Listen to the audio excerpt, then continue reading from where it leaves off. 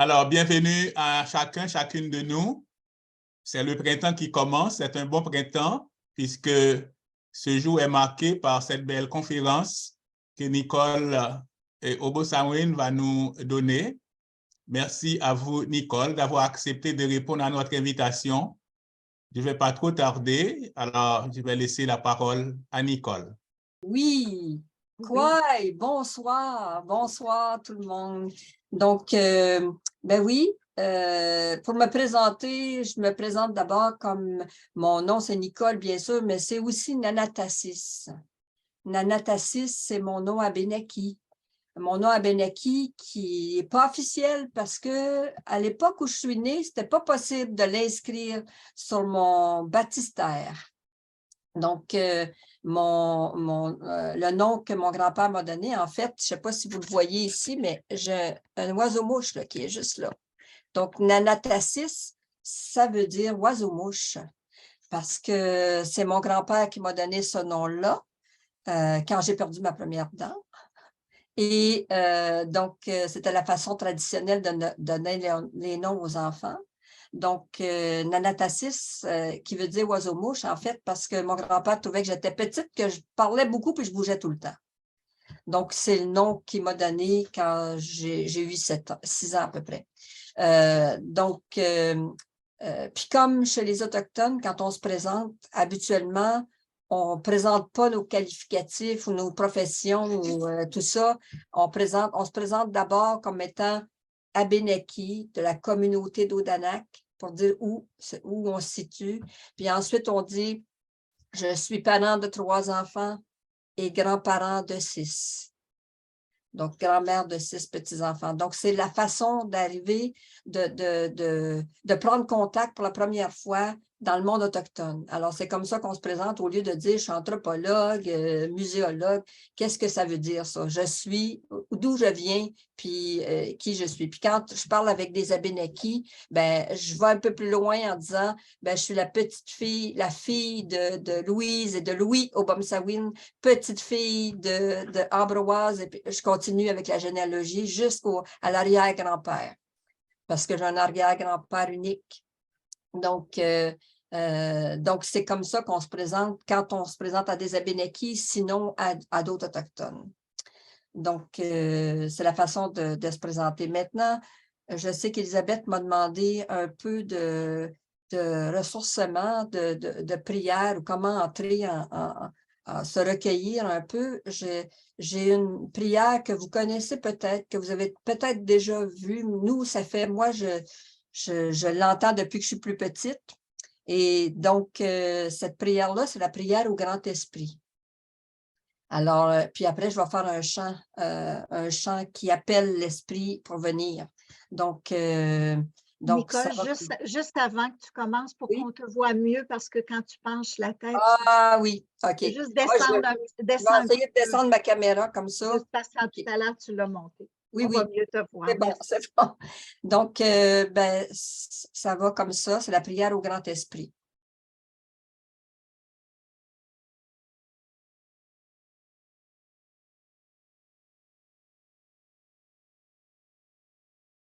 Grand-Esprit, dont le souffle anime tout l'univers, écoute-moi. Je suis un de tes enfants petits et faibles. J'ai besoin de ta sagesse. Que mes oreilles soient attentives à ta voix. Que mes yeux savent trouver la beauté en chacun de nous. Que mes mains respectent ta création. Rends-moi sage afin que j'apprenne ce que tu as enseigné à mes ancêtres, à mon peuple, la leçon cachée en chaque feuille, sous chaque pierre. Je demande la force non d'être supérieur à mes frères et sœurs, mais celle de combattre mon plus grand ennemi, moi-même. Quand ma vie s'éteindra comme un soleil couchant, je veux que mon esprit puisse aller vers toi en toute confiance, le regard limpide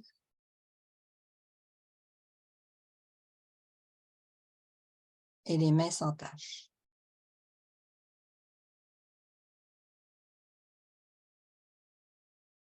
Continiwas nolisi waldambena. Continiwas alipalaluka. Milina meliksanowangan. Meliksanian nawa nawa nawa nawa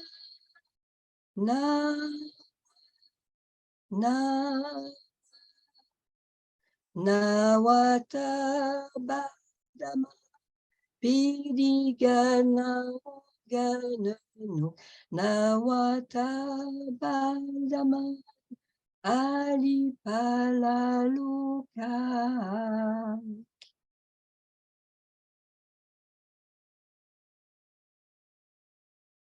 Nialas. Merci beaucoup, Nicole, de nous entrer déjà dans une autre atmosphère et dans une façon pour nous rendre disponibles aussi à ce que tu vas nous partager. J'aimerais que tu commences peut-être l'échange avec nous en nous aidant peut-être à prendre la mesure de ce terme qu'on utilise beaucoup, mais qui n'est pas facile, qui est même peut-être un peu controversé, qui est celui de la réconciliation avec les Premières Nations. Qu'est-ce que ça implique pour vous, les personnes autochtones, ce processus, cette démarche de réconciliation, et qu'est-ce que ça peut impliquer pour nous, les non-autochtones? Ça, c'est une grande question. Puis la controverse se trouve surtout parce que pour plusieurs Autochtones, on dit on n'est pas encore rendu là. On doit encore traverser la guérison. On doit se guérir des blessures. La vérité a été dite, mais n'est pas entendue, n'a pas été entendue partout. Donc, pour toutes ces raisons-là, il y a des gens qui ne sont pas prêts à se réconcilier. Et puis ça, c'est d'autant plus que souvent, ils se disent, est-ce que c'est nous qui devons nous réconcilier avec les autres, avec les Allochtones? Est-ce que c'est nous qui devons faire la démarche? Ou si ça vient de l'inverse? Alors là, puis il y a des gens, comme je l'expliquais, il y a des gens qui ne sont pas prêts, ils ne sont pas rendus là, ils ne sont pas rendus encore au moment où on peut dire on se réconcilie. Qu'est-ce que ça veut dire si c'est juste des paroles? On se réconcilie, ça peut dire, là, je me présente, mais moi, je me réconcilie, mais on pense qu'on doit entendre la vérité d'abord. Ça passe d'abord par la vérité. La commission, c'était vraiment la vérité et la réconciliation. Donc, la vérité doit être entendue, doit être écoutée, doit être compris, doit être reçue. Et puis, même si ça peut blesser des fois, entendre la vérité, des fois, ça blesse aussi. Donc, tout ça, puis pour dire que c'est un long processus, la réconciliation. Puis moi, je dis souvent, une des choses, la première chose qu'il faut dire, c'est que les Autochtones, en général, souvent, on ne pense pas à ça. On pense qu'on les voit aujourd'hui, mais on ne pense pas après, à travers tout ce qu'on a traversé. Et puis, au-delà de dire qu'on se réconcilie, la première chose que nous, on veut que les gens comprennent, c'est qu'on a résisté. On a résisté. Il y a eu de la résistance de la part des Autochtones. On n'a pas que subi. On a voulu s'exprimer à tous les moments, à toutes les époques, je pourrais dire. Donc ça, c'est pas nécessairement connu, c'est pas nécessairement su. On nous voit comme des victimes. On ne veut pas être vus comme des victimes, mais on veut que les gens connaissent la vérité. On veut que les gens sachent qu'on a résisté. On a résisté pour être jusqu'ici. Il y a des gens qui ont résisté à toutes les étapes, je dirais, là, au premier contact jusqu'à aujourd'hui, à travers toutes les étapes de la colonisation. Puis moi, je dis souvent, la colonisation n'est pas terminée. Hein? On a l'impression que la colonisation, c'était il y a 400 ans, là. Hein? Ça s'est fait progressivement, mais la colonisation se continue. On n'a pas encore, on se sent pas encore comme une nation à part entière quand on entend les gouvernements qui disent qu'ils vont développer le territoire puis qu'ils nous en parlent pas avant. Tu sais, qu'on va faire d'autres barrages, là. Ben, ça, c'est de la colonisation. Ça continue, la colonisation. Donc, il ne faut pas penser que la colonisation, c'était juste dans le passé. Donc, il y a de la résistance. Il y a eu de la résistance. Et puis,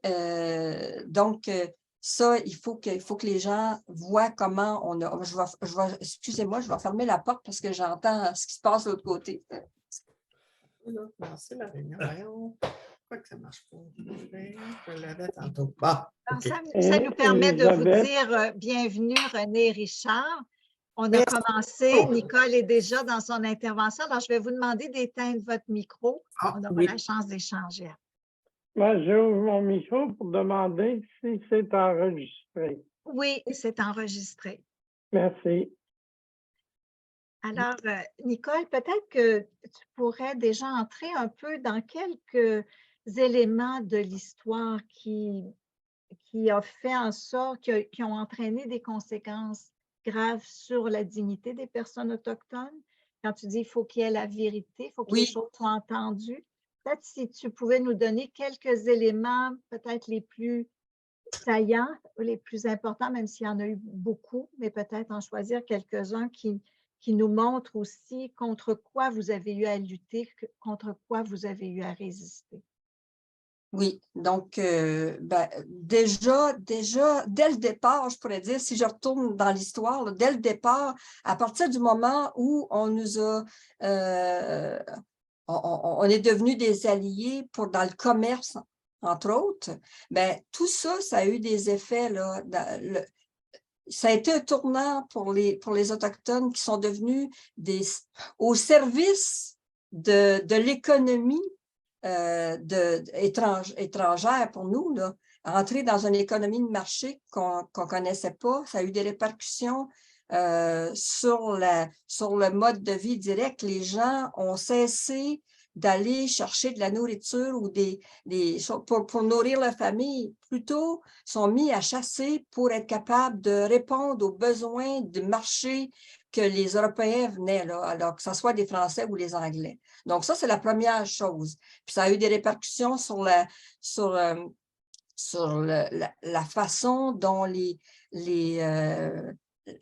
mode de vie puis le rôle de chacun aussi, parce que là, les hommes, au lieu de servir leur famille puis leur communauté, se pliaient pour aller chercher des biens, mais seulement que c'est entrer dans une autre sorte d'économie et puis en laissant de côté, je pourrais dire, pas juste le mode de vie, mais c'est de voir comment les femmes ont pu résister aussi, parce que c'est les hommes qui devaient rapporter de la nourriture, et puis que là, les hommes étaient là pour apporter de la fourrure aux commerçants.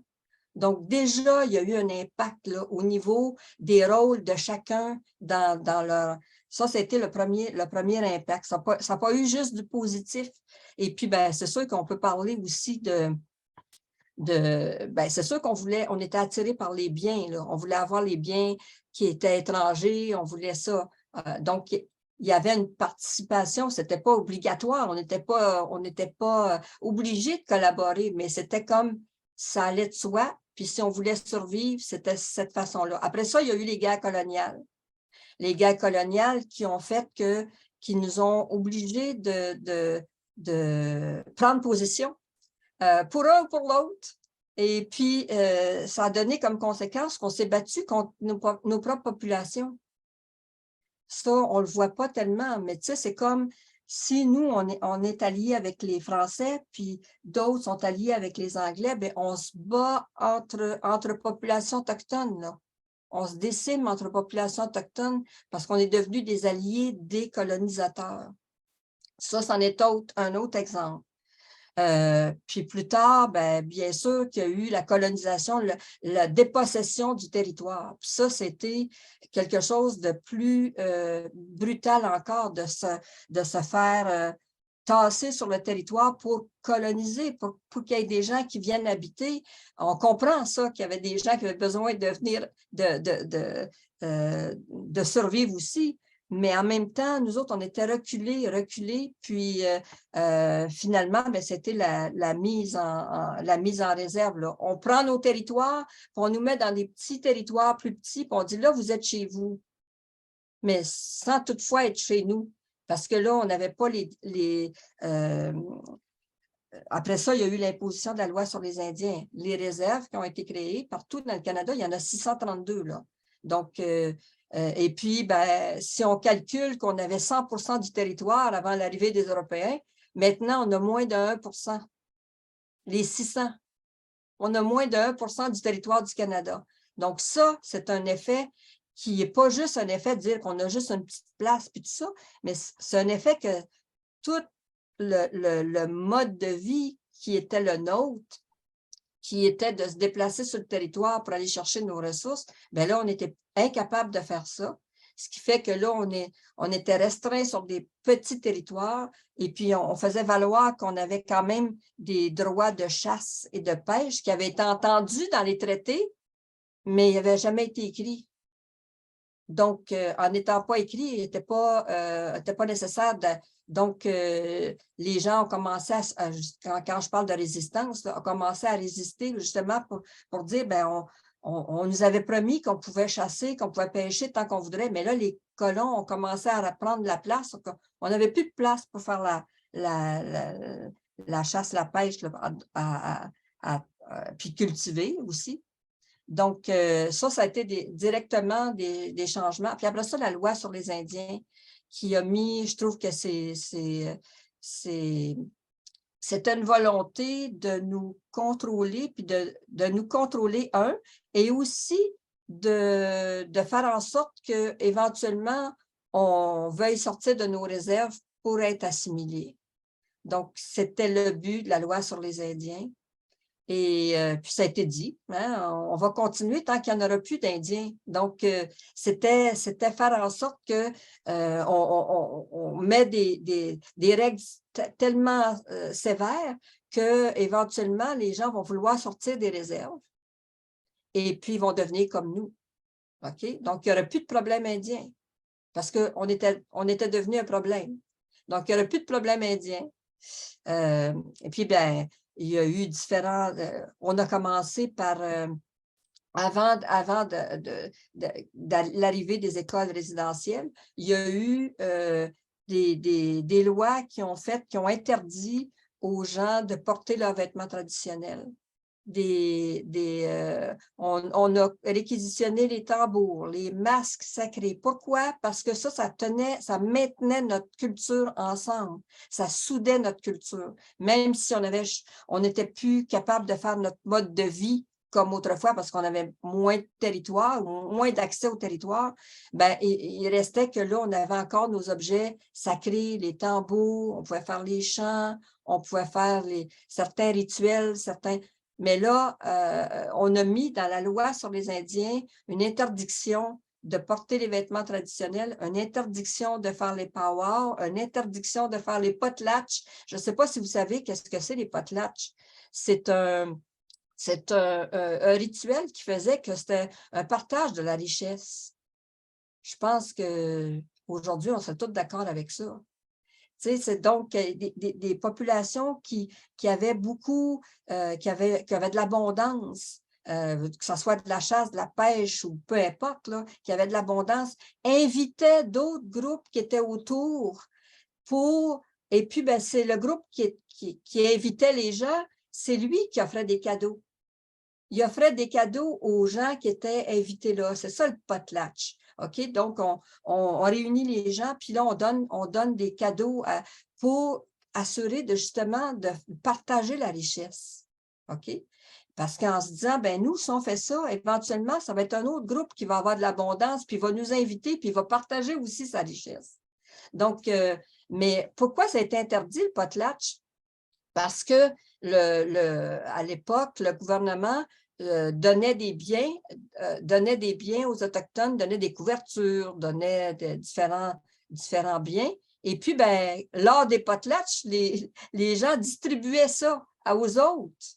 Et donc, ils ont dit, ben, on leur donne de quoi pour les aider à survivre. Puis eux autres, ils font des fêtes, puis ils donnent ça à tout le monde. C'était mal comprendre l'idée derrière le potlatch, mais c'est interdit. Le potlatch est interdit, puis d'autres cérémonies aussi.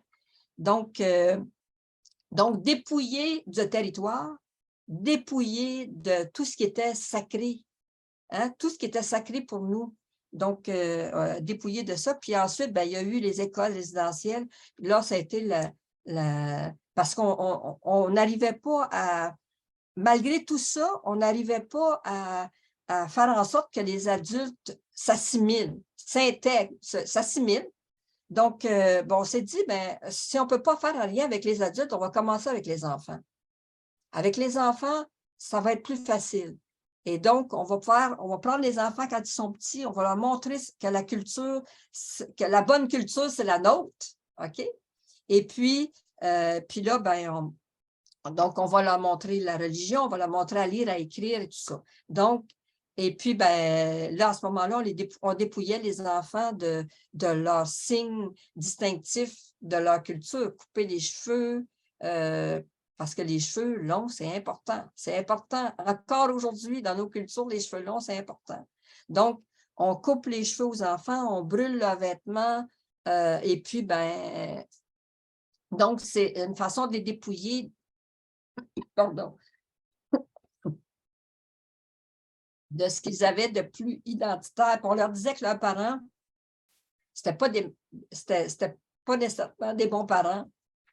Donc, il y a eu chez les enfants, pardon, une espèce il y avait honte d'être indien. C'est ça qui arrivait. C'est qu'à l'école, on développait une honte de l'identité de nos cultures, en fait. C'était pas imposé, mais c'était comme ça. On se rendait compte que ce qu'il fallait faire, c'était pas ce que nos parents faisaient. Donc, il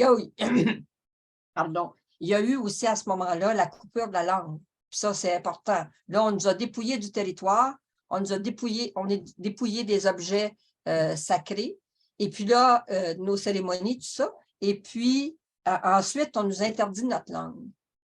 Donc, les langues autochtones, à l'école, c'était impossible. Il fallait parler la langue des colonisateurs. Donc, dépendamment où on était sur le territoire, c'était beaucoup l'anglais. Et puis pour d'autres, c'était le français. Donc, on pouvait pas. Alors que les premiers missionnaires qui sont venus dans les communautés parlaient nos langues, ont appris nos langues. C'était pour nous convertir, mais quand même, ils ont appris nos langues. OK? Et donc, ils ont écrit cette langue-là. Et puis, mais par la suite, c'était complètement interdit, complètement. Ce qui fait que là, comme on voit les effets de la colonisation, puis tout ça, c'est vraiment les points majeurs de ça. Donc, qui a fait de nous, finalement, faire en sorte aussi que les gens dans leur milieu, comme les conseils de bande, qui ont été créés de toutes pièces par les colonisateurs, hein? Pourquoi on nommait des conseils de bande? C'était pour qu'ils s'assurent qu'ils mettent en force la loi sur les Indiens dans les communautés. Donc, les conseils de bande, c'était pas des formes traditionnelles partout. Là. Il y avait pas... Les conseils de bande, c'était pas... Mais là, on voulait que ça soit uniforme pour nous aider à faire en sorte que ça soit pareil. C'est plus facile à gérer quand c'est tout pareil. Donc, on disait que les chefs, c'est sûr qu'à l'époque, c'était seulement les hommes qui étaient les chefs. C'est seulement les hommes qui avaient le droit de vote. À l'époque de la loi sur les Indiens, les femmes n'avaient pas le droit de vote. Donc, alors que chez nous, ben, les femmes avaient le droit de parole, là.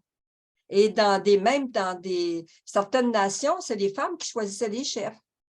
Donc, avec cette forme-là de gouvernement, de conseil de bande, ben là, on a perdu, les femmes ont aussi perdu la capacité d'avoir une voix au sein de leur communauté. Donc, tout ça fait en sorte que là, on a des blessures beaucoup de... Ça a laissé beaucoup de traces, beaucoup de traces qui, souvent, comment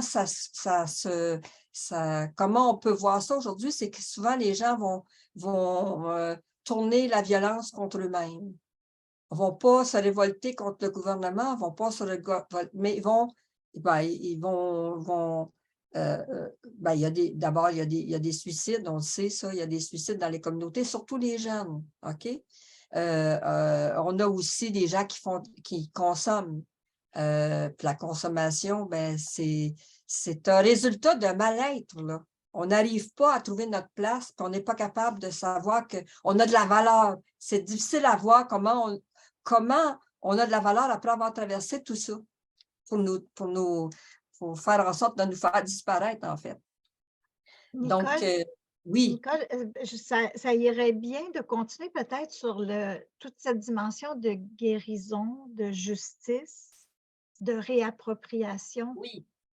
C'est peut-être autour de ces 3 thèmes-là. Comment ça doit se réaliser de votre côté, ou en tout cas, comment se nomme la justice, comment se vit la guérison. Mais aussi, il y a une explosion, il me semble, de réappropriation. Oui. On ne connaît peut-être pas tellement. Alors, il me semble que c'est 3 façons, encore aujourd'hui, de résister à ce passé douloureux. Oui, donc, je ne sais pas vraiment par quoi commencer, mais juste dire que ça prend quand même beaucoup de résilience, là. Ça prend beaucoup de résilience, et puis la résilience va nous amener à vouloir se guérir. Puis il y a des gens qui travaillent pour la guérison. Il y a dans les communautés, il y a des groupes, il y a des centres de santé, mais il y a aussi des groupes communautaires, il y a des groupes de femmes, il y a des groupes qui travaillent justement, pour amener la guérison. Puis la guérison passe beaucoup par la réappropriation de sa culture. Et ça, on a compris ça vite. Aujourd'hui, on ne peut pas réclamer les territoires, là. On est en revendication, mais on peut pas aujourd'hui dire, ben là, on va avoir du territoire, mais il y a toute une démarche qui se fait maintenant, puis je trouve que c'est positif, justement, de guérison, de toutes sortes de guérisons, dans le fond, parce qu'on a besoin d'en parler. On a besoin de parler de ça, de dire des mots.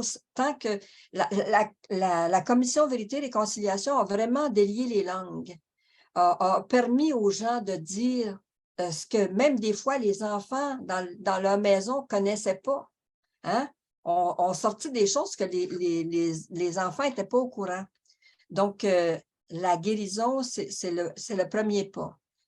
Puis la guérison, quand je disais, souvent, ça passe par la réappropriation de sa culture. C'est qu'on a constaté que, par exemple, pour certains, aller en nature, aller en forêt, c'était une guérison pour eux autres.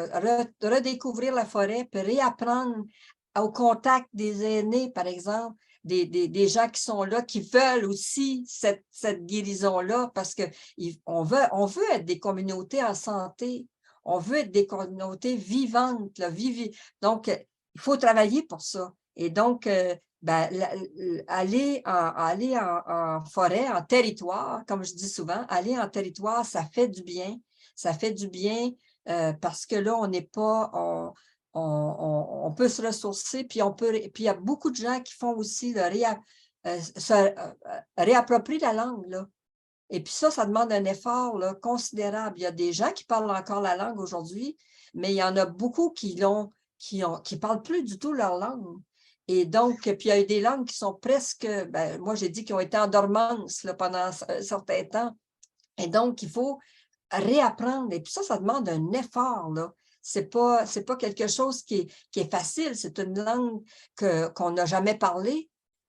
Puis au-delà d'apprendre du vocabulaire, là, on est capable de dire bonjour puis merci, mais au-delà de ça, pour être capable de s'exprimer dans notre langue, c'est quelque chose, là. Donc, il y a des cours qui se donnent maintenant de langue pour justement les sorties en forêt. Maintenant, il y a des gens qui parlent la langue et puis qui montrent comment c'est beau, notre langue. En fait, c'est ça, c'est de trouver dans notre d'aller chercher vraiment tout ce qui est positif dans notre culture qui nous a été interdit pendant des années, puis que là, on redécouvre, puis on dit « Hey, c'est riche ça, c'est riche cette histoire-là, puis ça m'appartient. » Donc, c'est comme ça qu'on peut faire des pas vers la guérison, puis la réappropriation. Puis moi, je trouve que les plus jeunes nous donnent des leçons de ce côté-là. Nos plus jeunes, là, des gens qui ont 20 ans et moins, 25 ans et moins, c'est des gens qui n'ont pas peur de faire cet effort-là, d'aller chercher, d'aller demander aux aînés, d'aller... et puis, ben, donc, ça leur fait du bien à eux autres aussi, parce qu'eux autres aussi se sentent perdus. Il y a à un moment donné, il n'y a plus eu de transmission, là. Donc, la transmission qui se faisait de grands-parents à petits-enfants, n'était plus là. Donc, c'est un peu ça. Pour aujourd'hui, il y a des gens qui n'ont plus de grands-parents, mais ils s'en trouvent. Ils vont se trouver des aînés qui vont devenir leurs grands-parents. Et puis, pour apprendre, pour être capable de reconnecter avec leur culture. Donc, ça, c'est important. Puis, au niveau quand on parle de ça, on parle aussi des pas qu'on peut faire en dehors de la communauté, comme nation, par exemple. Donc, aujourd'hui, il y a des gens qui travaillent dans les communautés pour qu'on ait accès au territoire. Nous autres, pour parler de chez nous, les Abénakis, par exemple, on est sur 6 km² de territoire là, à Odanak. Donc, notre territoire qui était immense avant, quand on l'entend juste dans les histoires, on ne l'a jamais vécu, ce territoire-là si immense. Donc, aujourd'hui, il y a une équipe qui travaille sur le territoire qui s'appelle Ndakina. Ndakina, c'est le nom qu'on donne à notre territoire et qui fait des démarches avec des communautés, des villes autour pour voir si ce ne serait pas possible d'avoir accès à certains endroits pour se ressourcer, pour se retrouver entre nous, pour être capable de réapprendre notre culture, puis d'apprendre des choses sur nous, des gens, des Abénakis. Il y en a qui, ça fait 2 générations qui sont en ville, à Montréal, à Québec, un peu partout. Donc, ils n'ont même pas la vie communautaire, là. Donc, ce moment de ressourcement-là, c'est nécessaire pour justement se retrouver ensemble, puis refaire une famille, refaire une communauté. Donc, il y en a qui vont dire, c'est de la guérison pour nous, mais il y en a qui vont dire, ben nous, on veut juste réapproprier notre culture, mais pour aller plus loin, puis être fier de qui on est, se lever debout, puis dire, moi, je suis fière d'être Abénaki, moi, je suis fière. Aujourd'hui, il y a de plus en plus de jeunes qui le font, puis ça fait chaud au cœur aux aînés, aux anciens, qui, eux, ont eu souvent à cacher ou à ne pas dire qu'ils étaient autochtones parce que ça ne se faisait pas, là. Donc, tout ça, quand ils voient que les jeunes se lèvent et puis tout ça, puis qu'ils se remettent à faire de l'artisanat aussi, à apprendre, à réapprendre, à faire les gestes, le savoir-faire que les ancêtres faisaient avant. Ça, c'est même étonnant. On trouve ça même étonnant là, parce qu'on dit que les jeunes, ils sont juste sur leurs ordinateurs, là, puis sur leur téléphone, mais qui prennent du temps pour réapprendre les techniques anciennes, tout ça, pas pour en vivre, pas pour faire de la vente, mais pour eux-mêmes, pour s'apporter du bien-être à eux-mêmes. Donc, ça, c'est des différentes démarches là, qui ont été faites. Du point de vue de la justice, il y a des démarches qui sont faites aussi parce que de plus en plus, on retrouve même dans les, je dirais, comment je pourrais dire ça, au niveau de la justice... Réparatrice? Non, pas ça. Je veux parler du système de justice. Maintenant, il y a même des pas qui sont faits de ce côté-là pour écouter et puis peut-être voir qu'il y a peut-être d'autres formes de justice, d'autres formes de façon de faire de la justice. Parce que, puis quand on parle de ça, on parle aussi de violence qu'il y a dans les communautés, de violence familiale plutôt que conjugale. Violence, parce que ces violences-là, ben, quand on vit dans des maisons qui sont surpeuplées, ben, c'est plus évident c'est tout le monde qui a des répercussions de ces violences-là. Et bien là, on dit, chez nous, puis on dit que pour arriver à faire la justice, il faut réparer, il ne faut pas nécessairement séparer puis envoyer en prison, là. C'est sûr qu'il y a des gens qui peut-être ont besoin de ça, mais seulement qu'il y a peut-être d'autres façons. Puis nous, on dit que ça passe par on ne peut pas exclure les hommes et les femmes. Les hommes et les femmes sont nécessaires tous les deux. Puis quand il y a des délits qui sont commis, est-ce qu'on ne peut pas faire de la médiation, de la justice réparatrice? Donc, on assoit ensemble les gens, puis on essaie de trouver des solutions ensemble et non pas d'éloigner la personne qui a fait un délit, parce que c'est tout le monde, c'est pas juste une personne qui souffre, c'est d'autres, là. C'est tout le monde. Donc, il faut réparer en groupe. Donc, de plus en plus, cette forme de justice-là est écoutée. D'autres formes aussi, par exemple, il y a des gens qui font, par exemple, qui sont qui font des sentences, comme on dit, qui vont dans les centres pénitentiaires. Et puis, il y a une alternative à ça. On dit, puis ça se fait chez les Cris, ça se fait chez les Atikamekw aussi, chez les Inuits, ça s'en vient.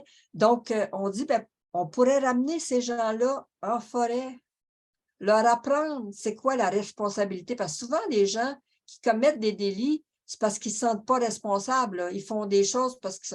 Donc, comment leur montrer à devenir des êtres responsables de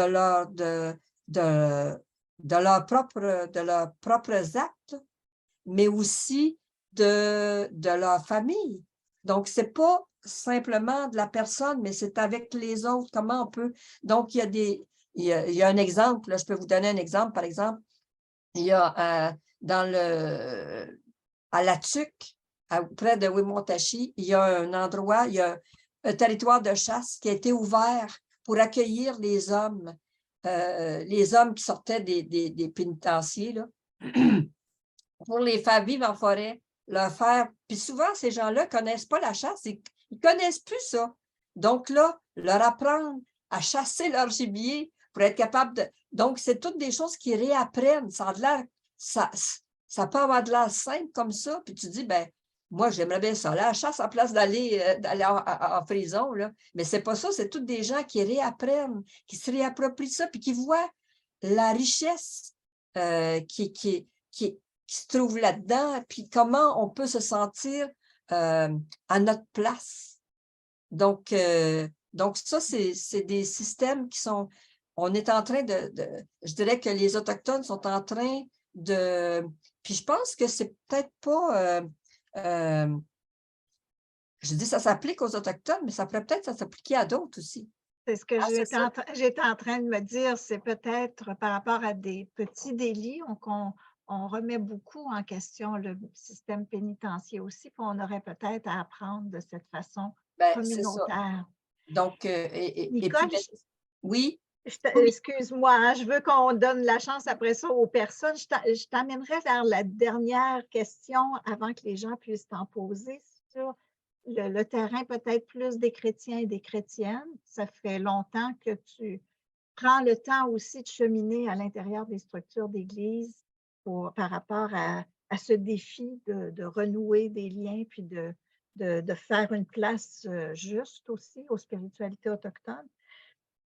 Avec la visite du pape François il y a quelques mois, il y a comme une autre étape qui s'ouvre, en tout cas une possibilité de se préoccuper davantage et de s'impliquer davantage les uns les autres. Comment tu vois cette contribution des chrétiens à la démarche de réconciliation, à ce processus, ce long processus. C'est quoi les pièges et les espoirs que tu vois, toi qui as cheminé avec bien des communautés religieuses, bien des diocèses, bien des paroisses? Comment tu vois ça pour les prochaines étapes? Ben oui, parce que ça, c'est une chose qui existe toujours, là. Je veux dire, il y a beaucoup d'Autochtones qui sont chrétiens aussi, qui sont catholiques, il y en a d'autres qui sont protestants, mais tu sais, puis on se reconnaît entre nous. Je veux dire, entre nous, en tout cas, moi, j'ai cheminé avec plusieurs là, dans d'autres provinces aussi, d'autres autochtones chrétiens. Puis souvent, les gens, même je pourrais dire que vous devez vivre ça aussi, là. Des gens qui disent, ah, ben, les gens d'église, c'est des gens d'une autre époque. Nous autres, on est passés à autre chose. Hein? Ben, nous autres, je dirais qu'il y a des choses qui nous tiennent à cœur. Il y a des endroits où on se sent bien. Puis, moi, j'ai toujours été impliquée dans l'Église chez nous, entre autres. Donc, et puis c'est comme ça pour d'autres nations aussi. On s'implique dans nos églises, on tient à nos églises. Moi, on a une église, d'ailleurs, à Odanak, on parle toujours de mission. On parle pas de fabrique, là. On est toujours une mission à Odanak. Notre curé, on l'appelle toujours notre missionnaire. OK? Donc, et puis pour nous autres, on s'implique dans l'Église pour les fêtes, à ce moment-là, il y a plus de gens qui se mobilisent pour les fêtes, c'est sûr, mais pour la liturgie, on veut prendre plus de place. On veut prendre plus de place dans cette Église-là. Puis je pense que ce que François est venu nous dire, c'est, ben, on vous comprend. Vous êtes là. Vous étiez là, vous êtes là, et puis, ben, oui, il y a eu des excuses qui étaient demandées par les peuples autochtones c'était dans la vérité réconciliation, ça faisait partie des actions, hein? Donc, que les gens voulaient que le pape vienne pour faire des excuses au nom de l'Église. C'était donc difficile. Et puis là, ben, finalement, ben, ça a eu lieu. Je pense qu'il y a beaucoup c'est sûr qu'il y a chez les Autochtones aussi, il y a des gens qui ne sont pas pratiquants, qui ne sont pas chrétiens, qui sont dans leur spiritualité, qui ont décidé qu'eux autres, ce n'était pas l'Église qui était mais il y en a d'autres qui sont là puis qui tiennent à l'Église aussi. Le pape François, il est venu à Sainte-Anne-de-Beaupré. Il n'est pas venu n'importe où. Il est venu à Sainte-Anne parce qu'à Sainte-Anne, c'est un lieu très important pour les Autochtones. Sainte-Anne, c'est la grand-mère. Donc, puis en tout cas, François, il a compris ça. C'est sûr que donc, même que, en tout cas, tout ça, comment voir qu'on peut faire des liens? Je pense que c'est à travailler avec les Autochtones qui sont chrétiens, qui sont impliqués dans l'Église, d'abord, ceux-là, et puis ensuite, ben, c'est nous faire plus de place. Moi, j'ai fait un chant là, à l'esprit là, tout à l'heure, OK? Kongtiniwask, qui veut dire « viens, viens ». Et puis, on a dit, mais pourquoi on ne pourrait pas chanter ça à la Pentecôte? Tu sais, pourquoi ce chant-là, il ne pourrait pas être un chant qui se chante, donc, au lieu de juste le chanter à part quand on est entre nous. Et puis, ben, je vous dirais chez nous, on a cheminé là-dedans à l'église à Odanak déjà, puis ça se passe ailleurs aussi, là. Maintenant, il y a quand on a de la chorale, il y a des gens qui viennent des paroisses autour, qui viennent chanter avec nous, puis ils ont appris les chants abénakis pour chanter avec nous. Donc, ils chantent à la chorale en abénaki. Ils ne savent pas ce qu'ils disent, là. Ils ne comprennent pas ce qu'ils disent. Bien, on leur dit, mais seulement, ils le chantent avec nous. Puis ça, c'est quelque chose qui fait du bien, On a une place, et puis, ben, si on peut avoir une place pour mettre certains rituels aussi à l'intérieur, tu sais, moi, je ne parle pas seulement de la messe, mais je parle aussi de, par exemple, des sacrements, là, du baptême, par exemple. Nous, on a une belle cérémonie d'accueil des enfants, des nouveau-nés. Pourquoi ça ne pourrait pas se marier dans l'Église puis avoir lieu dans l'Église, ces choses-là? Tu sais, parce que donc, puis, ben, justement, il y a cette demande-là aussi des gens qui sont impliqués dans l'Église. Pourquoi qu'on ne peut pas... D'ailleurs, il y avait eu, puis là, je vous raconte une petite anecdote comme ça en passant, c'est que il y avait au départ, quand on a commencé à décorer l'Église, à mettre des choses dans l'Église, c'était des statues, beaucoup, des statues des saints, tout ça. Et puis, on a mis l'agneau de Dieu, bien sûr, en évidence sur l'autel. Et puis, la colombe, on avait une colombe. Fait que mon grand-père a dit, mais on a une colombe, mais pourquoi qu'on n'a pas un aigle? Tu sais, pour le grand esprit, on pourrait avoir aussi un aigle. Tu sais, pourquoi qu'on n'intègre pas, dans le fond, la colombe, c'est l'Esprit Saint, mais le grand esprit. Donc, en tout cas, il y a des choses à marier, il y a des choses, puis c'est sûr que c'est pas tout le monde qui a la volonté, ça ne doit pas se faire partout. Je veux dire, c'est comme au rythme de chaque communauté, parce qu'il y en a qui ne sont pas rendus là, puis il y en a qui tiennent au rituel chrétien tel qu'il est vécu maintenant. Mais il y en a d'autres qui veulent aller marier des choses, puis faire des chants religieux, des chants dans nos langues, des chants, puis des chants festifs, parce que pourquoi ça devrait toujours être triste, des célébrations? Tu sais, dans le fond, on veut faire quelque chose qui célèbre la vie, là. Donc, en tout cas, il me semble qu'il y a un arrimage à faire.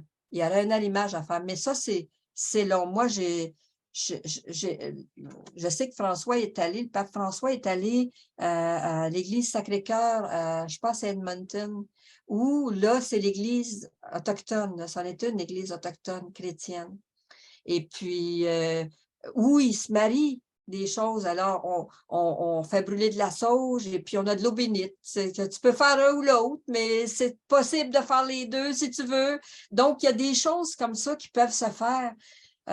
Puis, il me semble que c'est pas...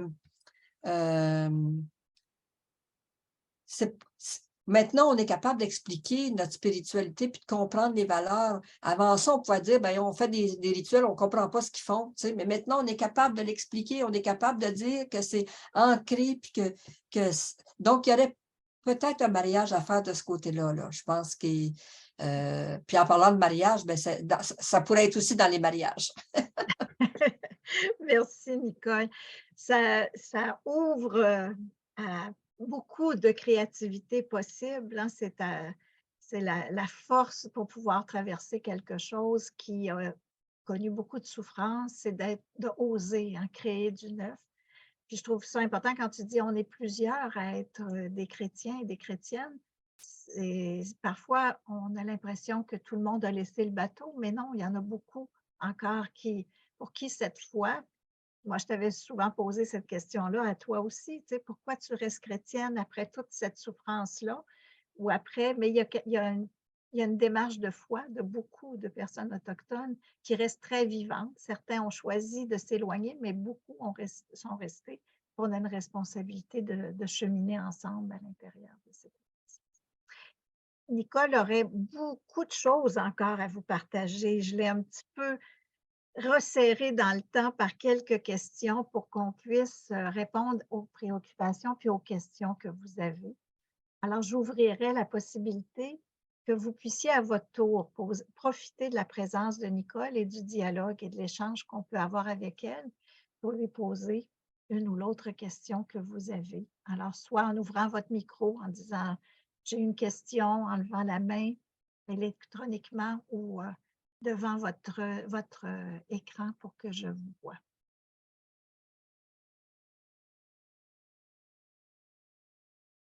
Alors, ça prend une personne. Oui, Marc, allez-y. Ça prend quelqu'un pour se lancer. Bon, c'est une réaction. Moi, ici avec mes deux frères, on ne connaissait pas du tout la question des écoles. Surtout dans les provinces de l'Ouest. J'ai su, quand j'étais au secondaire 1, secondaire 2, qu'il y avait une communauté autochtone à Bédaki, à Odanak. Et il y avait un grand chef en 1963-64 qui était venu au Mont-Bénil, à Saint-Angile-de-Laval, nous montrer une danse. Et j'étais toute fière de danser à ce moment-là. Et ça a disparu de ma mémoire. Et la seule école que j'ai connue, c'est quand j'ai travaillé en Abitibi, 33 ans, à Saint-Marc-de-Figuerie. Ah oui. C'est seulement des ruines qu'il y a là. C'est seulement des ruines. Mais une réaction, le mariage de deux cultures au niveau célébration chrétienne, dans les années 1960 que moi j'ai connu, c'était comme profané. Tu ne l'as pas dit le mot, mais c'était ça qui était dans la mentalité des Blancs. Mais aujourd'hui, tu n'as pas dit profané, mais tu as dit un mariage. Et ça, c'est accepté dans l'Église. Et je crois qu'il faut le faire. Il faut absolument le faire et intégrer les deux façons de célébrer, les marier ensemble, et ça va aider les jeunes à s'intégrer plus dans les célébrations chrétiennes, à plus accepter la chrétienté dans les communautés autochtones. Et comme pour nous autres, je dis des Blancs, les Québécois de souche, c'est une richesse pour nous autres. Il faut apprendre que c'est une richesse. Moi, j'ai vu, comme Philippe est haïtien, intégrer la communauté haïtienne aux célébrations, on l'a découvert comme une richesse. Et aussi, dans l'Institut William Tarzai, on a découvert que c'est une richesse.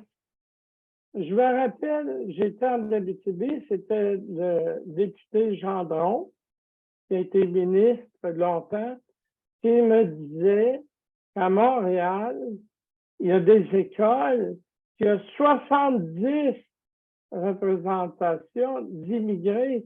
Pour les jeunes, c'est pas un problème. Il me disait ça. Pour eux autres, c'est pas un problème, les immigrés. Ils s'acceptent tous les uns les autres. Alors, c'est la même chose pour les jeunes. C'est pas seulement des jeunes autochtones, mais c'est les deux ensemble à l'école. C'est un mariage, là aussi. C'est à ce moment-là, les communautés se marient et s'acceptent beaucoup plus les uns les autres. C'est pas en s'enfermant dans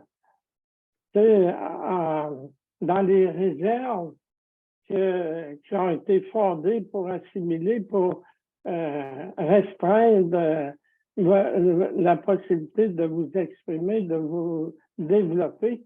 Mais en tout cas, c'est une réaction que j'avais.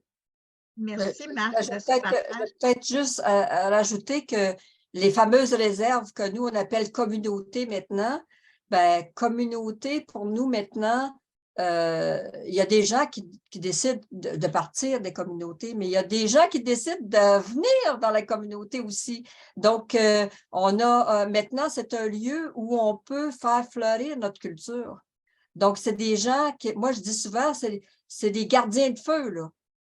Dans les communautés, c'est ceux qui gardent la culture vivante pour ceux qui sont partis, puis qui reviennent ensuite, qui trouvent quelqu'un qui est capable de parler de culture, là, de leur parler de leur culture, de leur identité. Donc, maintenant, c'est plus, même si on n'a pas tout à fait les mêmes droits qu'on est dans une réserve que quand on est hors réserve, mais maintenant, c'est un lieu de vie, c'est un lieu qu'on veut moi, je dis ça, c'est un lieu pour entretenir le feu. Donc, on ne voit plus ça comme un enfermement, comme un ghetto, mais on voit ça maintenant comme un lieu où on va aller se ressourcer pour apprendre plus sur notre culture.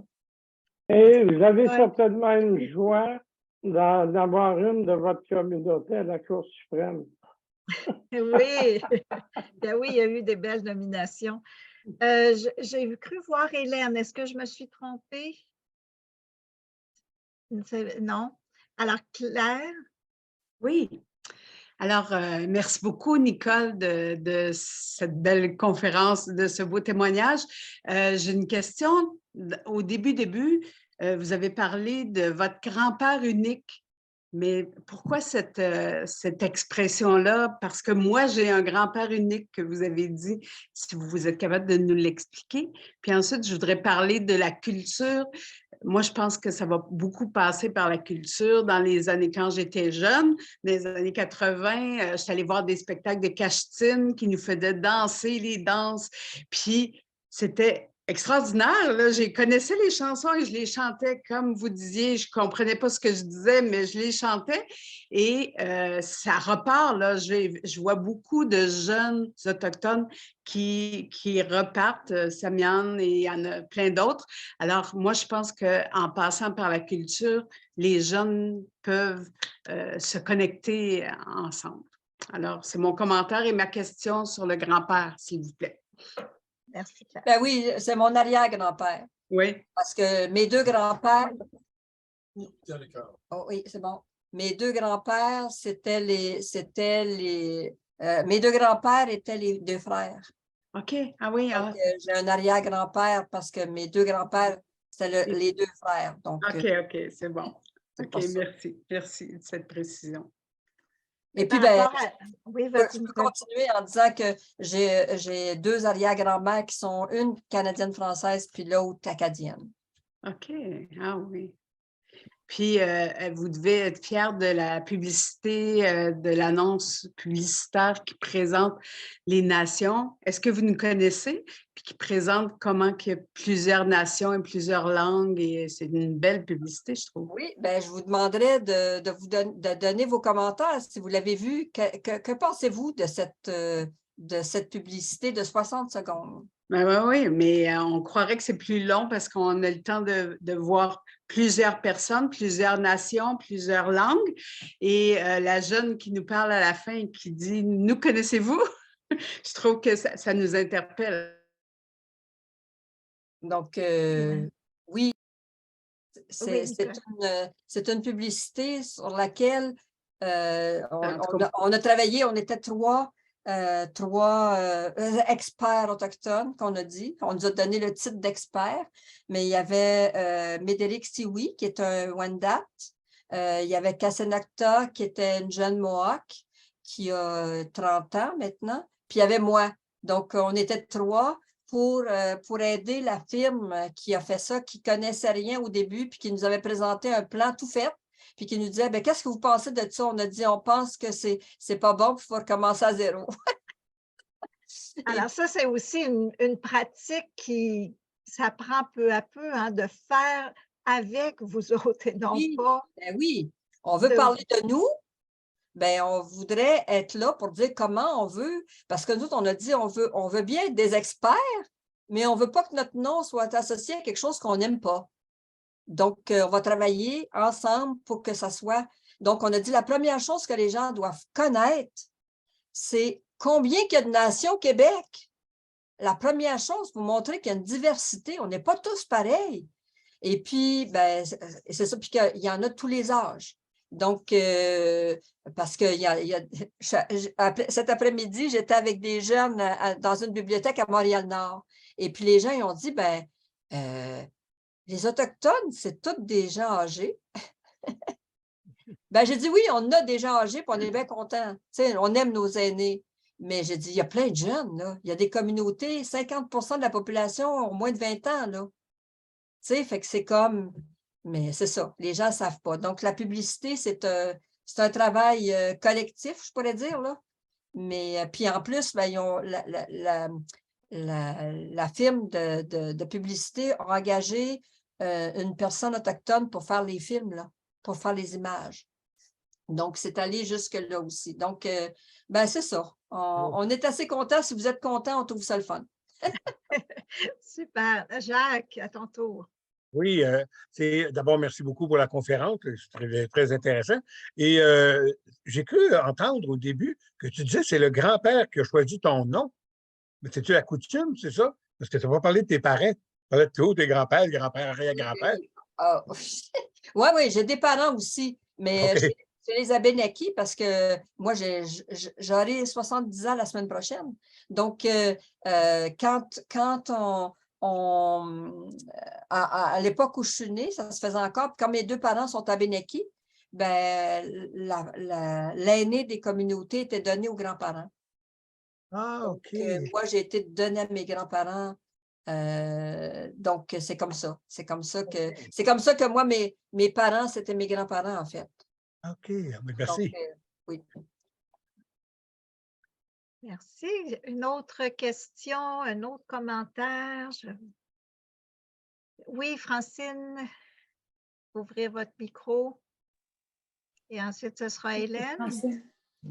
Vincent. C'est Vincent, OK. Je vais d'abord Francine, ensuite Vincent. Alors, Francine et Jean, vous ouvrez votre micro? Vas-y. Oui. Okay. Bonjour, Nicole. J'ai bien aimé ta présentation de quand vous dites qu'on devrait connaître la vérité. Moi, je me posais cette question-là quand on parlait de réconciliation. Mais qu'est-ce que les peuples autochtones voudraient qu'on connaisse d'eux autres? Puis tu as répondu à ça. Et je pense que pour connaître, pour savoir qu'est-ce qui a fait mal. Et ça, tu nous l'as fait part. Et ça nous permet, en tout cas, moi, ça me permet de mieux comprendre, de mieux saisir le sens de votre, je te dirais, de toute votre culture. Parce que votre culture, elle est importante, comme toutes les cultures au monde. Et je suis d'accord avec toi quand tu dis que dans nos églises, on devrait intégrer plusieurs nations. On les a, et pourquoi pas prendre un petit peu d'eux autres dans nos célébrations. Parce que c'est par le chant, c'est par la danse, c'est par qu'on peut se réconcilier puis se connaître. Puis ça, tu nous l'as fait savoir, puis j'ai un gros, gros merci. Merci beaucoup, Francine. Je donnerai la parole à Vincent, puis ensuite à Mario. Vincent, à vous. Oui, bonjour Nicole. Je me suis présenté, je suis d'origine vietnamienne. En 72 et 73, j'ai la chance de faire un stage de recherche sur les rêves des montagnais à Maliotenam. Puis j'ai été accueilli chez le chef de bande, M. Lafontaine. Et puis j'ai passé 2 étés chez lui pour étudier un peu l'interprétation des rêves pour la chasse et la pêche. Et j'ai été bien accueilli dans leur famille, vu que j'ai un peu l'extérieurement ressemble en indien. Et puis, au lieu d'utiliser les façons des recherches, j'utilise mon caméra puis l'enregistrement avec les chansons vietnamiennes, la culture vietnamienne présentée comme un échange de culture. Parce que aborder le sujet de recherche avec les autochtones, c'est très différent. Plusieurs amis français qui sont arrivés et qui n'ont pas réussi à pénétrer, à découvrir la vie des Autochtones. Et ensuite, le deuxième problème, c'est l'interprétation, la foi et culture des Autochtones, puis des catholiques réguliers. C'est pas pareil, parce que les choses que les Autochtones, les Indiens font, on considère comme marginal ou bien c'est pas dans la foi. Mais le même geste chez les chrétiens, c'est acceptable, c'est considéré comme crédible. Pourquoi? Parce qu'on n'a pas la même mentalité. Et maintenant, on parle de réconciliation. Je trouve que c'est pas facile parce que vu qu'on est différent de culture, différent de mentalité, et puis la façon d'aborder, quoi qu'on a de bon, on voulait réconcilier, mais quelle façon, comment on prend par où on commence, et comment on pose des gestes. Il faut avoir une équipe ou bien un groupe de personnes qui font des recherches là-dessus. C'est pas facile d'aborder des mots ordinaires pour arriver à réussir à réconcilier les fautes du passé, la faute de part et d'autre, et non pas rien que seulement les missionnaires ou bien au début de l'histoire, les conquérants, les colonialistes, mais aussi il y a des fautes des Autochtones qui s'opposent à cette colonisation-là par vraiment des choses comme des martyrs, des premiers missionnaires. C'est là que réconcilier, c'est facile à dire, mais je trouve s'il faut vraiment sérieusement fait par un groupe spécialiste, puis après ça, on donne des façons de faire. Parce qu'actuellement, je n'ai pas entendu parler de comment faire. Merci. Merci Vincent. Merci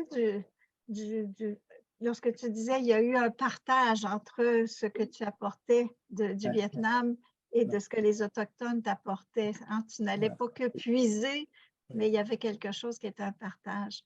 Et la grande question de cette réconciliation qui n'est pas facile. Nicole, tu auras envie de faire un petit bout de chemin encore sur ce gros processus, ce long processus des défis? Oui, je pense que quand on dit il faut connaître la vérité, maintenant, si on veut, il y a plein de documentation sur l'histoire où on peut aller puiser des choses si on ne sait pas, de connaître, parce que cette histoire-là, elle n'a pas été enseignée. Elle n'a pas été enseignée. Toute l'histoire, on parlait à ce moment-là, quand on a appris l'histoire nous autres mêmes, là, on disait les Indiens à la tête des fourrures, puis après ça, on les oubliait là, dans le reste. C'est pareil comme si le pays s'était développé puis que nous autres, on n'était plus là. OK. Et puis, mais je pense qu'il ne faut pas attendre que ce soit des spécialistes qui s'occupent de réconciliation. Je pense qu'on peut le faire de façon individuelle aussi. On peut se renseigner, on peut lire, on peut écouter des documentaires. Maintenant, c'est accessible. Il y a des choses accessibles. Il y a Laissez-nous raconter, là, qui est magnifique, là, qui a été faite. Il y a des choses, des films à l'ONF qui peuvent... et puis, il y a plein d'événements qui se passent maintenant aussi, mais je veux dire, il y a moyen d'aller chercher des informations sans attendre que ce soit les spécialistes qui s'en mêlent. On peut, nous-mêmes, en tant que personne intéressée ou que personne chrétienne, essayer de faire des liens, rencontrer des gens, demander... ça se demande, ça, demander t'es de quelle nation? Tu sais, et puis, d'apprendre quelques mots autochtones. Je veux dire, le simple mot de dire bonjour dans des langues différentes, déjà, ça fait un entre en contact, là. Ça montre qu'on a fait nos devoirs. On peut vraiment aller plus loin que juste dire, tu sais, qu'est-ce que tu manges, là? Je ne sais pas trop, là. Tu sais, c'est rester c'est quelque chose de superficiel. Mais je trouve ça intéressant de parler des rêves parce que tout le monde a des rêves.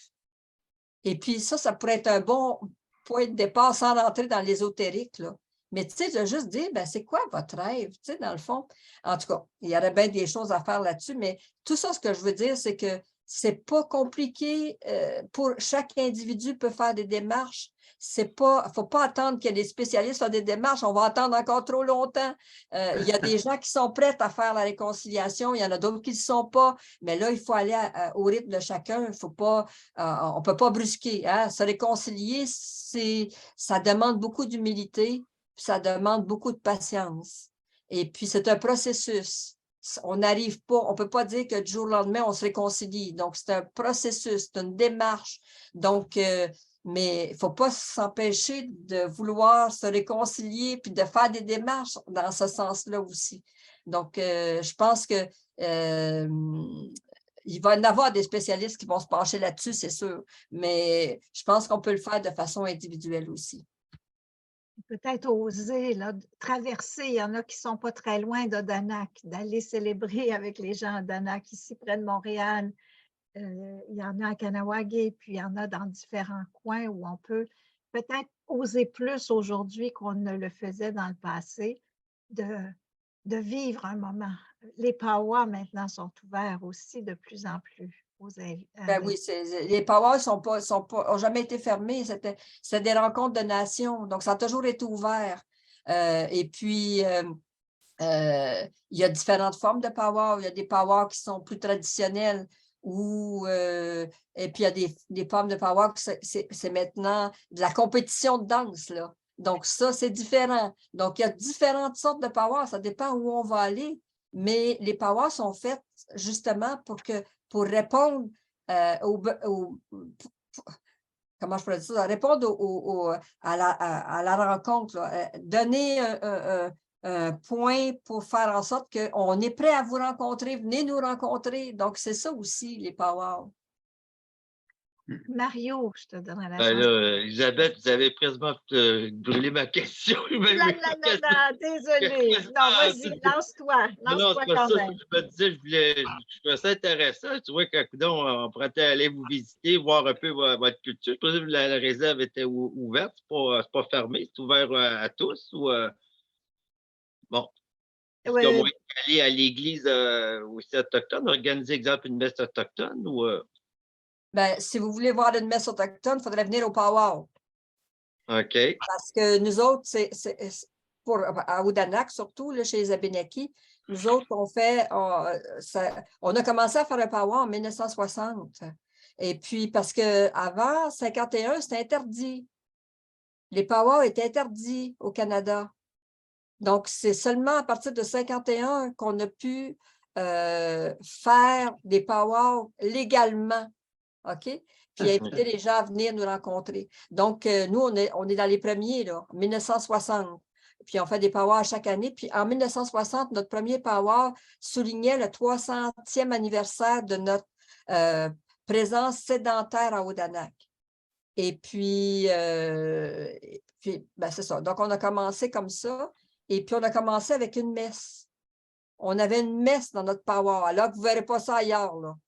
Mais à Odanak, on fait une messe dans le cadre du powwow. On fait une messe, puis on fait une messe avec nos chants, les tambours, etc., etc. Là, vraiment, c'est une messe spéciale parce que, justement, on veut montrer tout ce qu'on est capable de faire, là. Puis, ça serait le fun que ça dure plus longtemps, mais c'est au powwow. Ça se passe au powwow à Odanak qui va se passer cette année le 23 juillet. Le dimanche 23 juillet. Mario. Merci beaucoup. Vous avez été une excellente représentante de votre communauté. Vous avez, en tout cas, ça donne le goût d'aller vous voir, d'aller vous visiter, voir tous les powwows et les attraits touristiques, enfin, tous les attraits de votre culture, là. En tout cas, moi, ça m'a donné le goût d'aller vous voir. Il y a aussi les musées, Nicole, puis je donne la parole à Martin tout de suite après, tu peux ouvrir ton micro. Nicole a été directrice du musée à Odanak pendant de nombreuses années.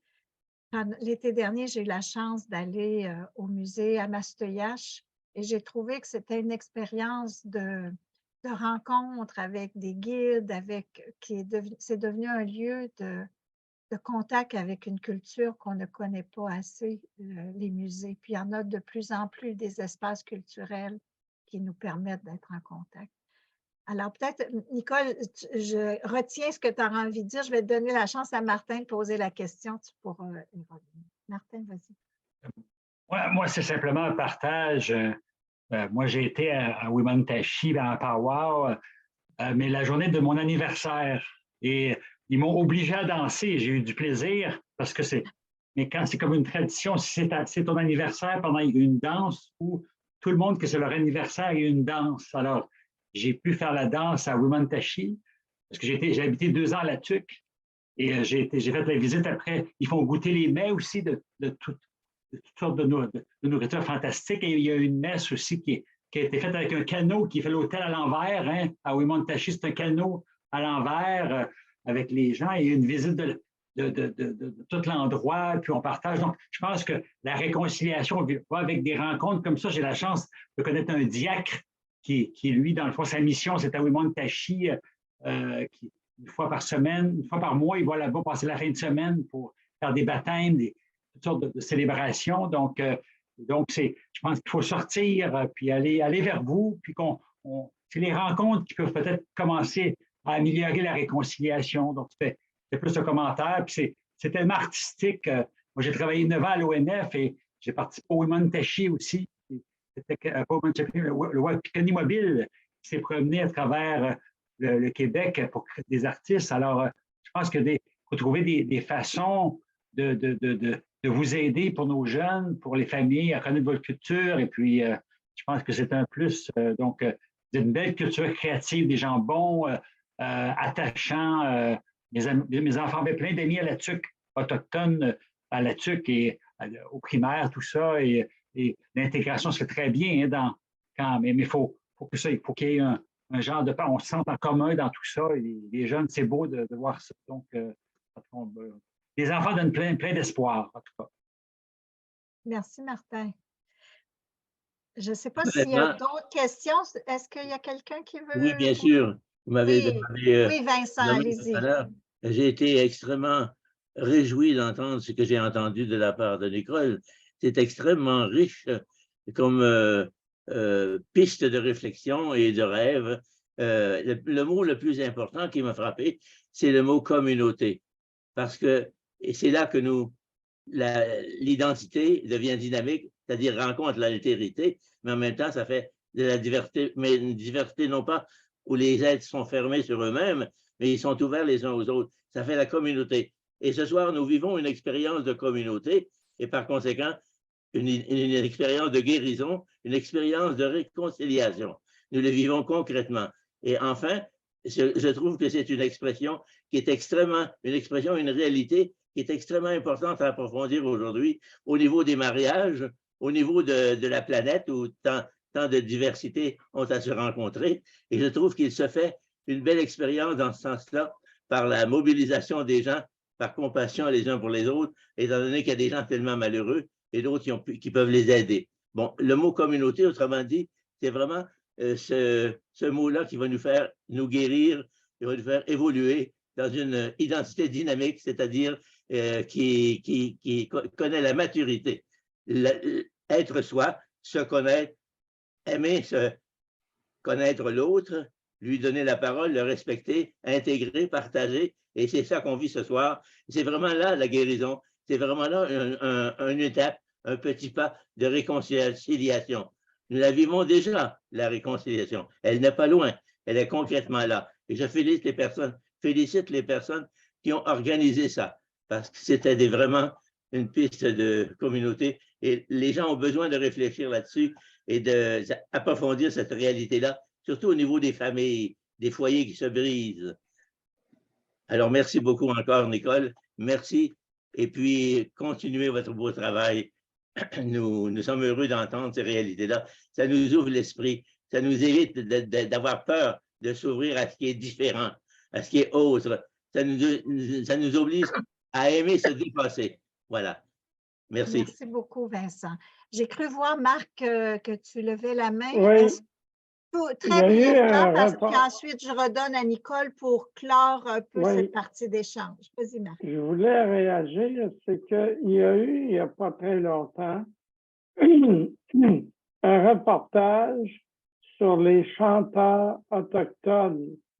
Et on faisait remarquer que à partir de la crise d'Oka, tous les chants autochtones ont été supprimés dans les postes de radio. Et ce n'est jamais revenu. Moi, ça me dit que ça prend donc du temps à réconcilier. Ça prend donc du temps. C'était dans la communauté de Volant qui nous montrait ça. Il y avait plusieurs bons chanteurs dans ce reportage-là, mais ils ne peuvent pas passer à la radio, puis c'est des démarches épouvantables au CRTC pour être acceptés pour qu'il y ait de nouveau des chants autochtones à la radio. Alors, je voulais faire remarquer ça. Hey, ça fait longtemps, la crise d'Oka, là. Puis, c'est jamais revenu. C'est des changements longs à obtenir, mais on peut peut-être chacun dans nos milieux faire des petits pas pour que ces voix-là soient davantage entendues. Nicole, je te laisserai rebondir si tu as envie, puis donner ton dernier petit mot. On t'a déjà retenu beaucoup. Je pourrais dire que maintenant, il y a quand même, je ne parle pas de toutes les radios régionales, là, je ne sais pas, mais Radio-Canada maintenant donne la possibilité où on entend souvent, on entend Lissapi, Isaac qui chante. On l'a vu dernièrement, en tout cas, on commence à voir des artistes là, les voir un petit peu plus. Puis là, d'ailleurs, à Montréal, il y a une pièce de théâtre qui s'appelle, je ne sais pas comment, Mannequin Tish, Oui, La Petite Marguerite, donc qui joue présentement au Théâtre du CEP. Donc, il y a du progrès, là. Il y a de l'espoir. Puis c'est pas des acteurs, des comédiens chevronnés, là. Il y a une jeune de 15 ans qui vraiment, là, comment je dis, elle prend sa place au Théâtre du CEP quand même, il faut le faire, là. Donc, il y a des choses qui sont belles, qui se passent. Souvent, on entend moins parler de ça, mais je pense que c'est... Puis, il y a des bonnes critiques de cette pièce-là. En tout cas, il y a des choses positives qui se passent. Et puis, juste une chose, quand on est autochtone, puis qu'on atteint un certain âge, on est demandé beaucoup là, pour faire des cérémonies d'ouverture, pour faire des reconnaissances territoriales, parce que ça, c'est de plus en plus. Maintenant, ça rentre aussi. Là, hein? Des gens, on reconnaît qu'on est sur le territoire qui appartient aux Abénakis, par exemple. Bien là, moi, ce territoire, toute la région de Sherbrooke, là, qui nous demande, Lac-Mégantic, c'est un territoire Abénaki, on va avoir des Abénakis chez nous. Bien, on ne peut pas répondre à toutes les demandes. Là. Et donc, on est sursollicité, je dirais. C'est bien, mais en même temps, il faudrait se multiplier, là. Puis, en tout cas, faire en sorte qu'il y ait d'autres gens qui prennent le pas aussi. Mais c'est bien parce que c'est positif. C'est positif. On est invité, on ne s'impose pas. On est invité. Les gens veulent qu'on soit là pour leur parler de nous, de parler qui nous sommes. Puis, une des choses peut-être que je voudrais terminer en disant, ben oui, c'est de l'espoir, ça. Mais il y a toutes... certaines valeurs qu'on n'a pas vraiment parlé, mais toute la valeur associée aux aînés, par exemple. Comment, aujourd'hui, dans une société où on met les aînés à part, comment nous, on peut rencontrer les gens, puis je pense que c'est vrai aussi pour les communautés culturelles là, qui sont plus proches de leurs aînés, donc, quel apport on peut apporter? Parce que les aînés sont importants. Moi, je suis rendue à 70 ans, c'est pas parce que je suis très aînée, il y a des plus aînés que moi. Là. Quand je dis souvent, je suis un aîné en apprentissage. Là. Mais je vois qu'il y a des jeunes qui viennent au cégep, là, des jeunes de 20 ans, de 18 ans, et puis qu'eux autres aussi, ils parlent de leurs aînés. Pour eux, c'est important. Donc, je me dis, cette valeur-là, elle résiste. OK? Elle résiste encore aujourd'hui, malgré tout ce qu'on peut voir, puis tout ça. Donc, il y a peut-être des choses qu'on peut échanger comme ça, puis dire, ben, nous, on a pris des choses de vous, mais peut-être que vous auriez intérêt à prendre certaines choses de nous aussi pour faire avancer votre société. Donc, qu'on avance ensemble, en fait. Donc, c'est peut-être le mot de la fin, mais c'est dire en même temps que c'est encourageant, qu'il y a de la place à de l'espoir, et puis que ben, des soirées comme ça, on n'aurait pas vu ça il y a 20 ans. Là. Donc, moi, je me dis que chaque petit pas, c'est pour ça que c'est difficile pour moi de dire non. Bravo, bravo, bravo. Ben, on est chanceux, Nicole, que tu ne dises pas non, parce que je sais que tu es généreuse, que tu en as fait cet après-midi à Montréal. Tu es revenue à toute vitesse chez toi, Nicolette, à Odanak, pour pouvoir...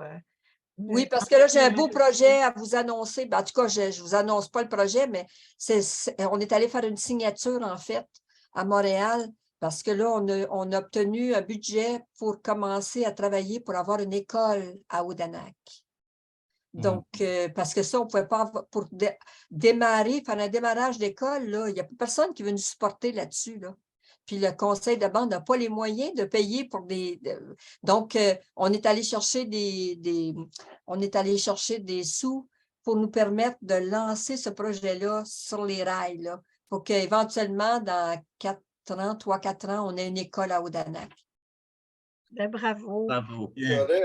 Nicole est de beaucoup de luttes. Je l'ai laissée se présenter elle-même, mais j'avais envoyé déjà quelques mots en vous invitant à la rencontre ce soir. Vous aviez vu qu'elle était impliquée, militante, féministe. On n'a pas trop parlé des femmes, juste un petit peu ce soir, mais il y en aurait eu beaucoup à dire et des combats que Nicole a menés de différentes façons. Sur les questions environnementales aussi qui sont essentielles. Hein, on le voit avec le dernier rapport du GIEC, à quel point on a besoin de se laisser guider, probablement davantage par des personnes qui ont un attachement à la nature et à l'environnement dont on a besoin pour avancer. Demain, c'est la journée internationale de l'eau. Alors, rappelons-nous-le demain en se levant. Et merci, Nicole, de prendre ce temps aussi de réexpliquer et de redire des choses qu'on devrait savoir, mais qu'on ne sait pas encore assez bien et que tu nous invites à faire un pas de plus. Alors, j'espère que chacun et chacune, on trouvera dans les prochains mois le pas de plus à faire. Et si vous ne pouvez pas venir voir la pièce à Montréal, parce qu'il y en a qui sont beaucoup plus loin là, autour du Zoom, il y a le petit livre de Naomi Fontaine, dont la pièce est tirée, est facile à trouver dans vos librairies. Et c'est tout petit, ça se lit bien, mais c'est très, très touchant, comme Coucoum d'ailleurs de Michel Jean. Et il y en a plein d'autres à découvrir. La lecture, on peut le faire partout où on est dans nos milieux. Bravo, Alors, bravo, Philippe, bravo. tu veux le dernier petit mot de la fin? Oui. Avant qu'on libère Nicole? Non, voilà. Alors, on dit que quand on se connaît mieux, on peut s'aimer, et quand on s'aime, on peut bâtir la fraternité, on peut bâtir la paix, comme nous autres volontas, on aurait pu le dire. Alors, merci Nicole de nous avoir introduits dans l'univers de nos frères et sœurs autochtones. Et moi, personnellement, qui suis étranger, haïtien, je connais mieux mes frères et sœurs autochtones. Alors, c'est un commencement. Ce ne sera pas la dernière conférence parce que c'est vraiment un bon point de formation. Et au départ, vous nous avez dit que on n'est pas encore rendu au bout de ce processus de la réconciliation. Alors, ça va quand même nous inviter à garder contact avec vous pour savoir où vous en êtes dans ce processus. Oui, alors, et lui dire où nous en sommes aussi. Nous aussi, voilà. Alors, je suis content de voir que vous êtes autochtone chrétienne catholique. Alors, le Christ, lui, nous lance toujours cette invitation et va d'abord te réconcilier avec tes frères et tes sœurs. Alors, ça, c'est un appel qui retentit aussi à vos oreilles. Alors, il reste comment répondre à chaque instant à cet appel à la réconciliation. Alors, Nicole, vraiment, si on était, ce serait encore mieux de t'avoir avec nous, moi qui l'ai vécu plusieurs fois, d'être dans le même lieu avec toi. Mais malgré la distance du Zoom, tu as la chaleur et la façon de communiquer pour qu'on se sente touché. Alors, merci infiniment. Salutations. Merci. How, ciao. Vous voulez venir?